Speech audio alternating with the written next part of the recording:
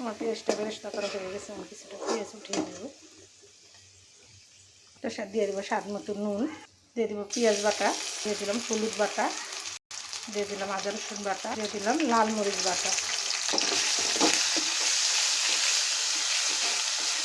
সামান্য একটু পানি দিয়ে মশলাটা কষিয়ে নেব।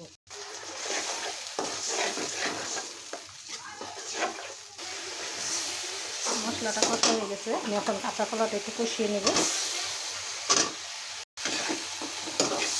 রান্নার স্বাদ হবে মশলাটা ভালো করে কষিয়ে নেবেন, তাহলে রান্নার স্বাদ হবে। আর মশলা সবসময় একটু হলুদটা কম দেওয়ার চেষ্টা করবেন, তাহলে এটা মশলাটা তরকারিটা তিতা তিতা হবে না। যারা নতুন রাঁধুনি, যারা নতুন রান্না করেন তারা জানেন না কী করে রান্না করতে হয়, কী মশলা দিতে হয়, তো আমার ভিডিওটা না টেনে দেখবেন আর এরকম সুস্বাদু রান্না করে খাবেন।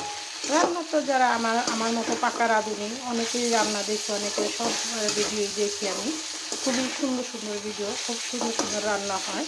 ফেসবুকে যখন আমরা কাজ করি আমরা তো সবার ভিডিওই দেখতে হয়, সবার রান্নাই অসাধারণ। আমরা সবাই চাই ভালোভাবে কাজ করার জন্য। আমার মশলা ইয়াটা কষা হয়ে গেছে, সেটা ঝোল দিয়ে দিব। এটা আমার রান্না করতে আরও 5 মিনিট সময় লাগবে। আমি এখন টমেটোটাও দিয়ে দিব। আমি কী মশলা উপকরণ দিলাম, কিভাবে রান্নাটা করলাম, সম্পূর্ণটা আপনাদের সাথে শেয়ার করলাম। আপনারা আমার ভিডিওটা না টেনে দেখবেন আর এরকম সুস্বাদু রান্না করে খাবেন। তো ফিরে আসবো 5 মিনিট পর।